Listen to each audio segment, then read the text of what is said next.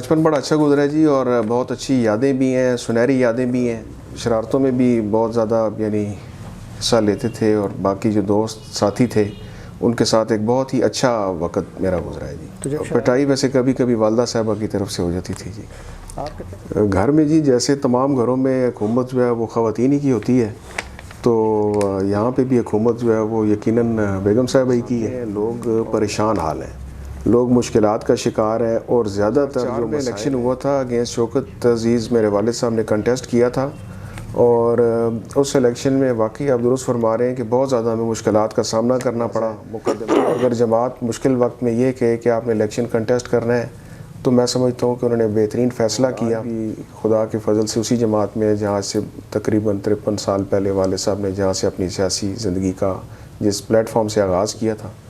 دیکھیں جی، ہم مشکل وقت کے ساتھی ہیں اور آزمائے ہوئے ہیں. یعنی سبزیاں ہوں، دالیں ہوں، گوشت ہو، مچھلی ہو، سب چیز مجھے پسند ہے کھانے میں.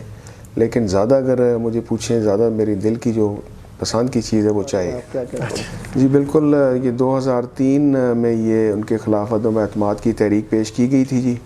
اور اس تحریک میں جب جنہوں نے پیش کی تو انہوں نے کہا کہ ایک ان کے اوپر الزام یہ ہے کہ یہ اپنی وفاداری تبدیل نہیں کرتے. جو تحصیل اسنم دال ہے، اس کی ڈویژن آپ نے 4 مختلف کانسٹیچوئنسیز میں کر دی ہے جی. مثلا تحصیل اسنم دال میں جو 17 پٹوار سرکل ہیں، اس میں 3 پٹوار سرکل یہاں سے ہمارے اٹھا کے یونین کونسل جلو کے وہ لگا دی گئی حضروں کے ساتھ، جو ماضی میں کبھی اس طرح نہیں ہوا.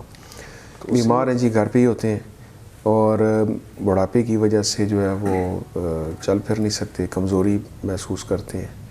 تو لیکن وہ سب کو اپنے دوستوں ساتھیوں کو یاد کرتے رہتے ہیں جی. حالات پیپلز پارٹی کے واقعی اس وقت ویسے نہیں ہیں جیسے ماضی میں تھے پنجاب میں، لیکن اس کے باوجود جمہوریت کے تسلسل کے لیے اور ایک جماعت کو جس کو منتخب کیا پاکستان کی عوام نے، اس کو چلانے کے لیے آصف علی زرداری صاحب نے بہت تدبر سے، بہت فہم کے ساتھ اور بہت دانشمندی کے ساتھ، میں سمجھتا ہوں انہوں نے ایک وہ جو دور تھا اس کو مکمل کیا. بات کریں یہاں شہر کی اور تحصیل کی، تو آپ دیکھیں یہاں پہ صفائی کی صورتحال بہت زیادہ ابتر صورتحال ہے.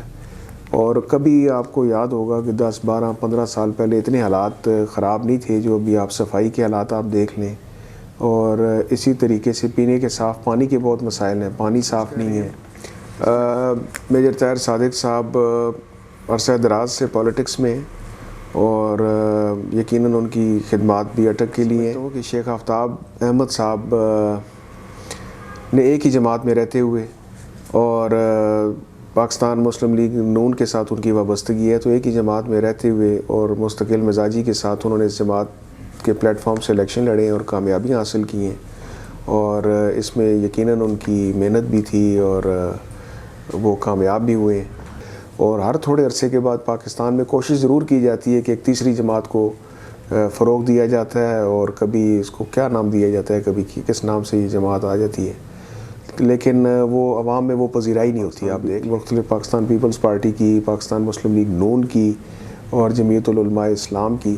دیکھیں آپ ان کی خدمات سے یہ نہیں کہہ سکتے کہ انحراف نہیں کر سکتے، آپ یہ نہیں کہہ سکتے کہ ان کی کوئی خدمات نہیں. اگر لوگوں نے 2018 میں مجھے ووٹ نہیں دیے تو مجھے اس پہ گلہ نہیں ہے، کیونکہ لوگوں کی توقعات تھیں، لوگوں کی خواہشات تھیں.